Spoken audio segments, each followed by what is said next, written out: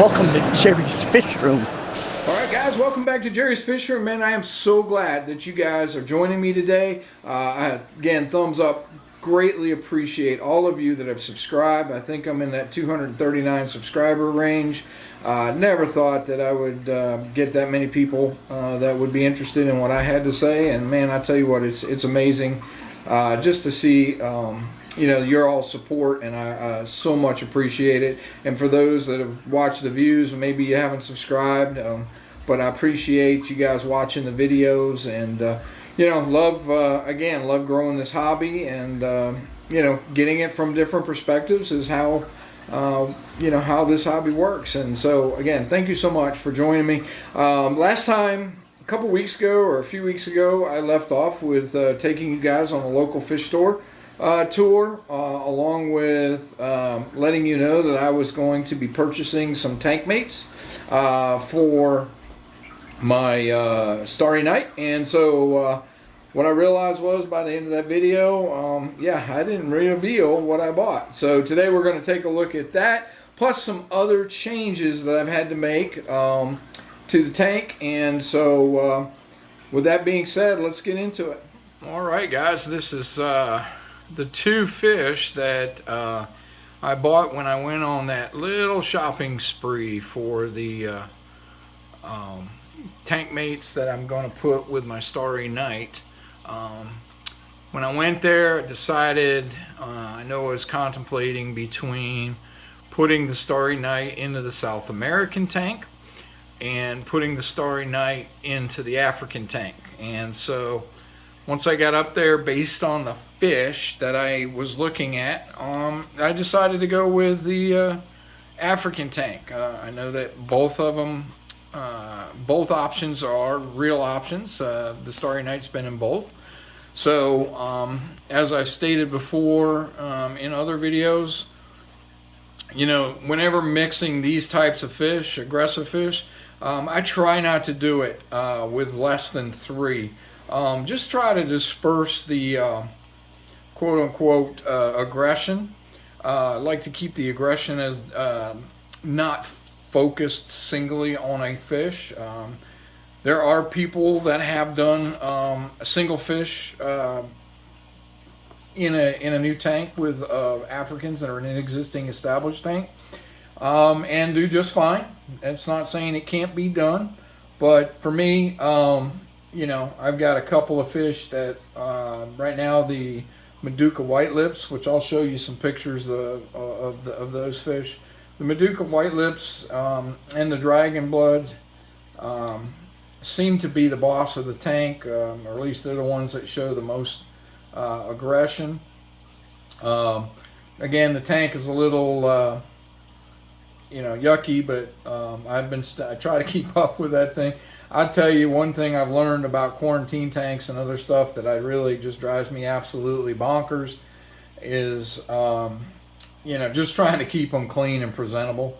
So I've got one quarantine tank in the garage that I'll probably end up leaving as a bare bottom tank, but bare bottom tanks are definitely not my favorite. There just seems to be so much to deal with. And especially if they start getting algaed up and all of that stuff. But I've had these guys in here for about 4 weeks now, and doing fine, no diseases. I did not medicate. I'm not a big believer in medicating fish unless we absolutely see something about them that makes us believe we need to medicate them. If we see some ick or some other signs, parasites, whatever the case may be. If I see the symptoms, then I medicate, but if I don't see symptoms, my quarantine process is simply to place them in a tank and watch them for about 4 to 5 weeks before I mix them in with my other fish. So again, as you can see, we have an Insignis on the left, and we have a redfin borley eye on the right. Both those fish are just rocking as far as the colors. And as you can tell, guys, I mean, you can see I got a little bit of a green wall, so there's a little dark background there. But being the no substrate in the bottom, and it's kind of see through with the glass. you know, the colors are still popping pretty good. So I can only imagine what it's going to look like once I move them over into my African tank, which has a black and white aragonite substrate, along with, sorry about the dogs in the background, along with the black background. So so this is the two fish that I got, and I'm looking forward to combining them with the Starry Night over into the African tank. All right, well, here's the Starry Night. He's looking pretty good. By the way, those two fish that you've seen earlier, the Borlei and the Insignis, they are in the 4 to 5 inch range, maybe almost 6 inches. And this guy is similar in size, but he has a lot more girth than the other two. Again, his colors are just absolutely rocking. Sorry for all of the debris, but I leaned over and literally to put the lights on this tank, and in essence, he just kind of went nuts and just threw water everywhere, including all over me. So, but yes, this is the Starry Night. You guys have seen him in the video. Sorry for the reflection of the other tank. But man, I'm telling you what, if you can see, this guy's just absolutely rocking. So we're going to go ahead and let me show you the African tank before, and then we're going to go ahead and mix it up and see what happens. All right, guys, and you can probably see my ugly mug in the reflection there. This is my African tank that pretty much nothing has changed other than the fact that, let me kind of zoom back here. You can tell I haven't figured out quite who it is. I watched a little bit. I think they all kind of participate. But yeah, that substrate was leveled and cleaned out. And, you know, they are not in the business of leaving my substrate alone. So I got this nice, humongous mound in the middle of the tank. If you can see closely, the Morai is blocking it, but you'll see slightly a little rock, it looks like. Yeah, that's a full-size cave, one of those underwater gallery caves. They just covered it up completely. So, but this is where I'm bringing these guys in. Couple things that you might notice is I've got a yellow lab in here. I call him Bumblebee. He's the one messing with the dragon blood. Him and the dragon blood are going at it. His face is a little, got a couple little, I don't know what you want to call them on it, calluses or whatever. He tends to be a little on the aggressive side. But one of the things is he is getting extremely old. He's probably almost 5 years old now. I'm not sure what the lifespan is, but I definitely can tell the difference between that guy and this guy right here. You see how clean his scales are, looking sharp. Actually, this guy right here and the flame tail that's hiding in the back, kind of hard to see, there he is. The flame tail, they're going to get rehomed. There's nothing wrong with them. Not a problem in this tank. Just that I have a good buddy. You guys may know him as the blind fish keeper, Brandon. He suffered a little bit of a setback with his tank. He lost a bunch of his fish due to a little incident. And so he's down to 4 or 5 fish. And so I am going to donate a couple of these to help him get back on track. But anyways, you can tell this is, there's my Synodonis. Again, he's an older guy. One of these days I'll sit down and do species profiles on these guys, figure out how long they live. All the way up in the back corner, you can barely see him. So Lithobates. But he's in rough shape. He's always had a sunken belly. But you can tell he's taken a little bit of a beating on his tail early on. But he's another one that's just getting extremely old, and I can see the difference as a fish starts to fade off due to age. You know what the difference of the fish looks like, and you know, again, there's my my dragon blood who's rocking. it seems to be him and this guy over here, believe it or not, that seem to kind of run things, because he actually chases this girl around, putting her in her place. And so you can tell there's a bit of a size difference. Now, you just saw coming across there my wonderful, absolutely beautiful, amazing Malawi trout. He is definitely pushing about 8 inches, 7, 8 inches now. And yeah, it's not that he chases anybody, but nobody messes with him. Nobody messes with him at all. And so, but anyways, this is kind of where the tank is. There's that albino compressor. He's one of my favorites in this tank as well, along with that Malawi trout.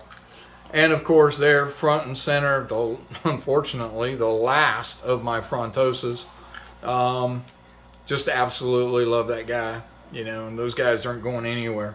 So gonna go ahead and get some things rearranged. I'll see if I can't level this substrate out, move some stuff around in the tank, because that's another key thing that I like to do, is sometimes these fish have a tendency to get a little territorial. Hence the reason why you see a lot of the digging that happens. They kind of take a spot and then that's where they consider it theirs. And there's usually some kind of a structure there, whether it's a plant or caves or whatever the case may be. So with that being said, I'm going to disrupt their lives a little bit, and then I'm going to introduce the 3 new fish to this tank. And then when I do, I will shoot some footage of them in their new home. Alright guys, this is the 125. As you can tell, it looks a little bit different. I know I spoke earlier on the video when I showed you the before picture of the 125 that I was going to be rehoming a couple of fish to my buddy Brandon, the blind fish keeper. I did that yesterday. I took him over the Nagara Flametail. I took him over one of the yellow labs that I had, but then I decided to throw in a little bonus fish for him. I was having problems with the dragon blood a little bit. Not a major deal. He would have been fine in this tank, but I was trying to take some stress off of my frontosa, and as well as the old yellow lab that I have. So I know Brandon lost his in one of his incidents, a little die-offs, and so I just decided to throw in an extra one for him. And you know, he was very appreciative and just absolutely loved it. So you can tell this is looking a little different. Again, I just turned the lights on, so these guys are just now starting to move about a little bit. If you can tell, we're going to try to zoom in here in the back. There's that redfin borlei. He's got his new spot. Looking pretty sharp. There's the female Fusco, and again that Malawi trout. But that borlei is doing really, really well. And I can't quite see. Oh, there he is, right here, front and center. There's our Insignis. As you can tell, he's sitting in this tank now, and he's looking pretty good. Yeah, the tank is a little bit sparse in the sense of fish, but not too bad. But I do have a surprise coming up later.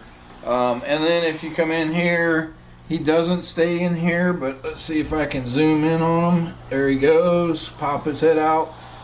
There's the Starry Night. He is chilling, doing well in here. One of the things is, if you can tell, you know, there's a big pit that's been dug there, and he dug that, and so kind of sort of what's been going on is that's his area of the tank, and everybody's okay if they're swimming above it, but if you get down in that area, he is going to let them know. And so to some degree, he's showing a bit of dominance, which is good. For me, as long as he doesn't really hurt the fish, in the sense that I was concerned at how he would fit in the tank, and he seems to be doing really, really well. I do notice that right now, for some reason, again, I just turned the tank lights on, My fryer eye, albino fryer eye, he's kind of pinned up in the corner. Not sure what's going on with him, but I have been watching him. But the compressor set, you can see, looks like he got a little ding there. Oops, let me get him zeroed in there. Looks like he got a couple of little minor dings on him, so there's a little action going on. Get focused, man, they keep moving around. But he's looking pretty sharp. He's got a couple of little marks on him, but that's to be expected. We just kind of keep an eye on them and make sure that these guys are doing well, and there's not a whole lot of aggression going on. A little bit of chasing, but everybody looks pretty good. The fryer eye, I can tell you, even though he looks pinned up and over there right now, come feeding time, he comes out, don't have any issues. He's usually out and about. So that's kind of a look at the 125 as it sits, but we're going to have a little one more change to it here in another couple of weeks, and we're going to show you what that change looks like. Alright, so this is the change. Water level's a little low because I took some out yesterday. We're going to do another water change on them anyway, but this is the change. You can tell one guy's hiding up in the corner, top right, and another guy's right down here. So these are the fish that I got. So when I was forced to rehome my frontosa due to stress, you know, reached out to some of my friends on the live stream, Ben's live stream yesterday. Just came to the conclusion that my frontosa was just working overtime with his mouth, and nobody was chasing him or stressing him out, or, I mean, not stressing them out, but nobody's chasing them, picking on them, or, you know, attacking them or anything like that. But for the past several weeks, and I think in one of my earlier videos I even mentioned it, that the frond was just kind of working overtime with his mouth, but yet the water quality was good, the oxygen levels were good, everything seemed to be fine, and basically everybody kind of said, you know, came in agreement and said, hey, here's the deal, that fish is stressed. It's probably because it's a subdominant fish in there, and he's not feeling secure, and so their recommendation, which I did take their advice, was to rehome them.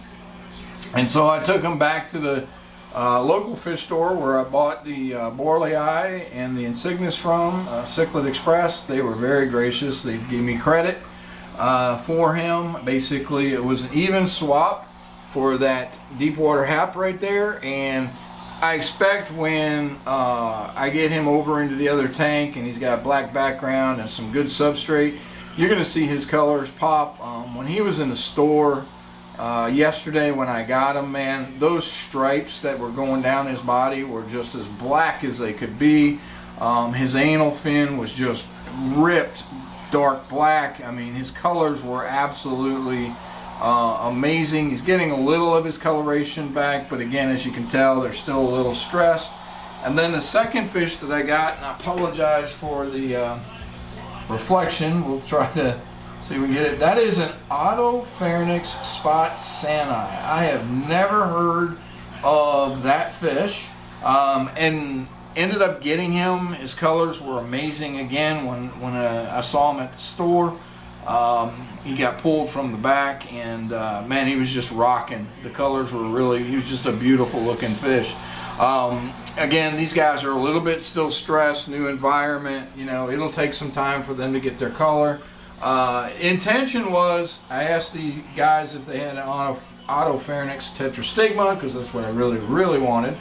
Unfortunately, the fish that they did have were too small. I didn't want to put small fish, and I really don't have a good spot for a grow out, so I didn't want to put a small fish into the tank with the bigger fish. So I got these guys because they are comparable in size to the other fish that I put in there, and so that is what's going to go in. Again, as you can tell, quarantine. You know, with truth be told, I was ready to throw them in right away, but basically common sense came into play.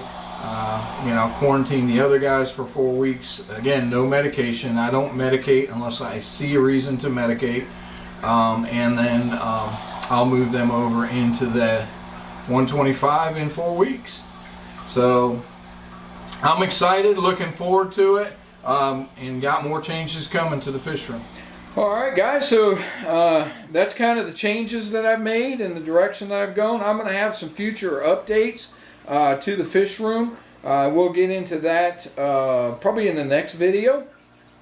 I'm going to make some changes, a few changes, plant changes to the discus tank, and I'm going to be working on a small nano tank, and you know, a few other things that we've got going on. But you know, just absolutely, this hobby, you're kind of always moving, and it's constantly changing, and you know, you're looking for just new ways that you can enjoy the hobby and experience things you haven't experienced before. Sometimes the decisions you have to make are a little bittersweet, like the one with my Frontosa, you know, and but then you got the excitement of getting some new fish in, fish that you've never seen before or never kept before, and then being able to just learn their behaviors and learn how to take care of those fish. And so, you know, totally stoked with my new additions, the Morley, the Insignis, the Deepwater Hap, and the Autofenric Spot Sani. Again, that was one that last one was one I didn't expect, and so cool. So looking forward to, you know, how it ultimately looks as it gets more settled in. And so guys, I'm looking forward to, hopefully I will see some of you. Let me know in the comments. Aquashella Orlando, February 26th and 27th. If you guys are going to be there, let me know. I'd love to meet you. Just love to spend some time with you, and I'll be bringing along with me a very special friend. Actually, two special friends. I'm going to be bringing along the blind fish keeper, Brandon. Go check his channel out. And on one of the days, I'm going to be bringing along one of the gentlemen, Mr. Tracy Eldred. There's my puppy. Wants to join the video. Say hi, Winter. Tracy Eldred, a good friend of mine, who about a year ago Christmas, I got him and his wife back into the hobby by purchasing them a 10-gallon tank to start, and now they have, I think, 4 tanks. So they did get the bug, and they got the multi-tank syndrome as well. And so we'll be chilling out at Aquashella, meeting the YouTubers. Looking forward to seeing you there, Ben. And as you can tell, I'm representing, brother. Got your Garage Gang Patreon sweatshirt on. And man, just absolutely looking forward to spending time with you guys at Aquashella. And so until next week, you know what's coming. Let's keep loving the fish, guys. I'll see you next week.